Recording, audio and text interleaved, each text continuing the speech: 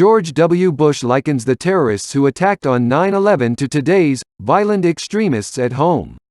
They are children of the same foul spirit and it's our continuing duty to confront them, the former president said during his Flight 93 memorial speech in Shanksville, Penn, on Saturday. George W. Bush and Laura Bush marked the 20th anniversary of the September 11, 2001, terrorist attacks that defined his presidency, and the country for years after, with an appearance Saturday at the United Flight 93 Memorial Site in Shanksville, Pennsylvania. The 75-year-old former president gave a keynote speech marking the occasion. "Today we remember your loss.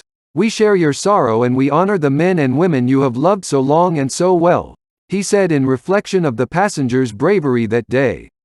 "Here, the intended targets became the instruments of rescue," Bush continued, "and many who are now alive owe a vast, unconscious debt to the defiance displayed in the skies above this field."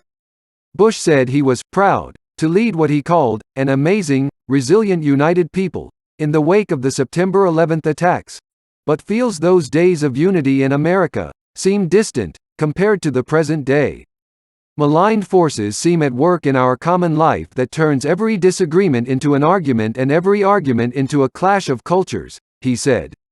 "So much of our politics has become a naked appeal to anger, fear and resentment. That leaves us worried about our nation and our future together. There is little cultural overlap between violent extremists abroad and violent extremists at home," Bush added, citing the disregard for human life and determination to defile national symbols exhibited by domestic extremists. "They are children of the same foul spirit and it's our continuing duty to confront them," he shared while appearing to reference the January 6 insurrection at the Capitol.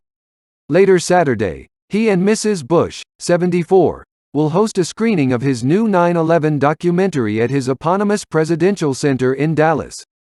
The film, 9/11's Inside the President's War Room, includes extensive memories from Bush and various aides about how the attacks unfolded 20 years ago and the decisions, including war, that came after.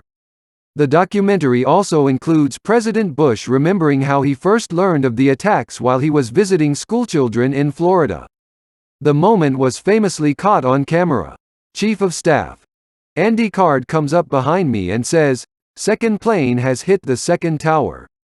America is under attack, and I'm watching a child read," Bush states in the documentary. "And then I see the press in the back of the room beginning to get the same message that I just got. And I could see that horror on the face of the news people who had just gotten the same news. During a crisis it's really important to set a tone and not to panic," he continues.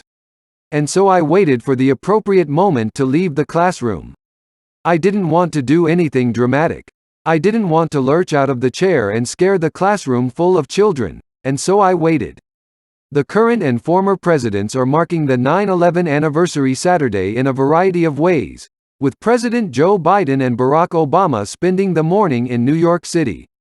At Ground Zero, the site of the Twin Towers of the World Trade Center, both of which fell after being hit by hijacked jets, the names of each victim will be read aloud in a ceremony expected to last several hours.